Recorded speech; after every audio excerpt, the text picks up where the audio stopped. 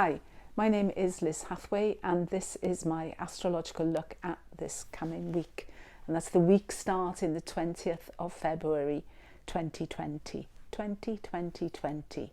Sounds kind of light, doesn't it? 20, it's almost like skipping sort of feel to it.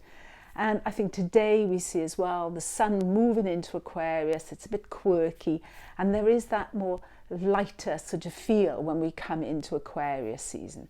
We're leaving, don't forget, Saturn, we're leaving Pluto, we're leaving these sort of, these heavy weights behind us. And though on the ground, for many people, nothing has changed, no reality is no different.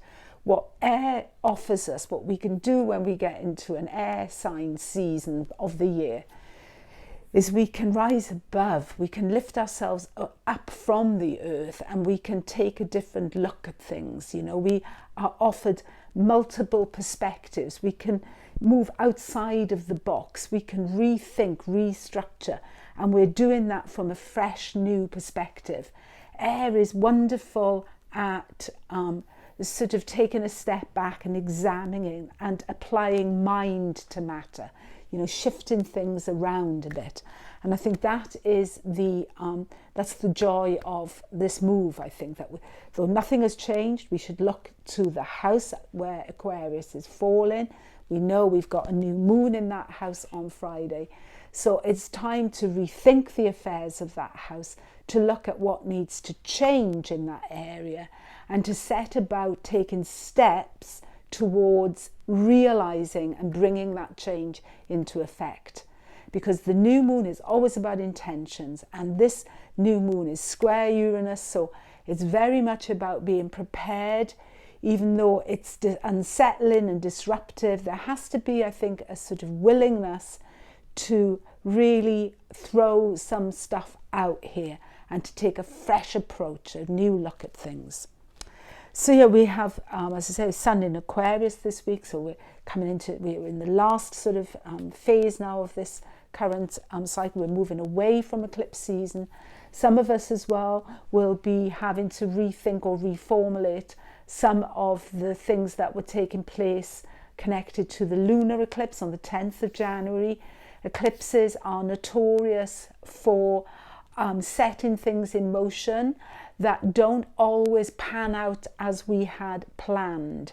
So there might be, if we made any decisions around January the 10th, there might be a need now to straighten things out there, to replant, if you like, to repot, to get that back in the ground in a slightly different shape.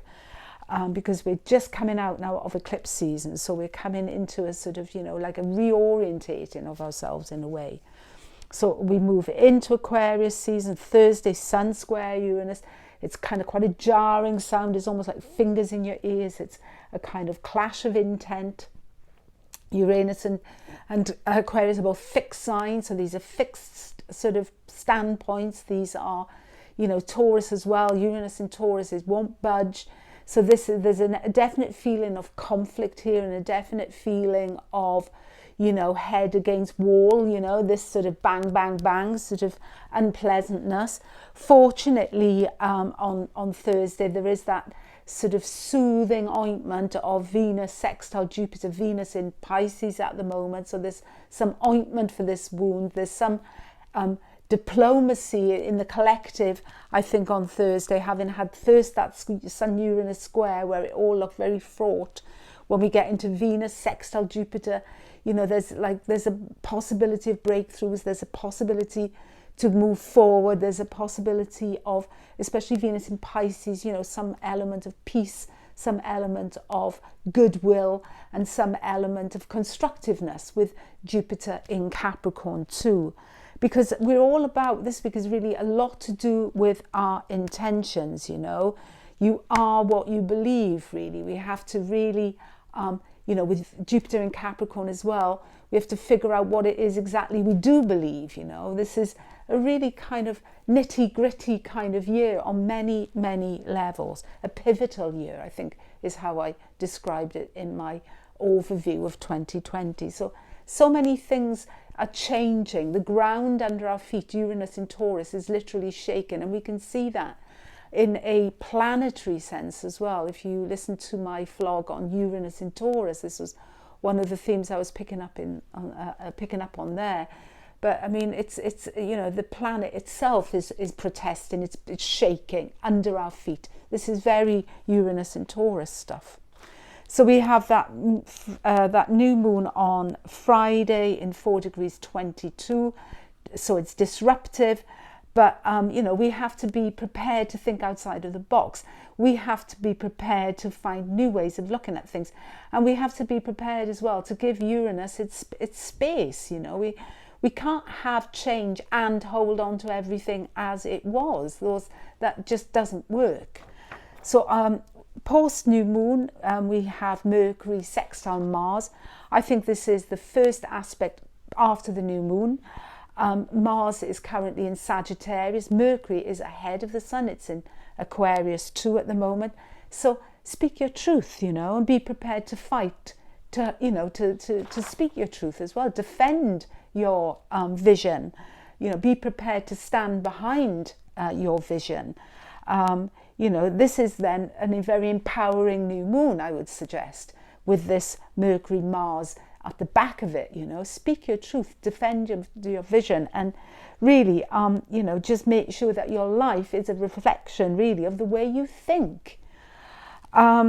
So yeah, this is a really, I think, a really fascinating, a very fascinating new moon in many ways, because what I think is trying to happen here is that we are trying, really, or the planets are encouraging us, and this relates particularly to the Aquarius house in your chart, that area.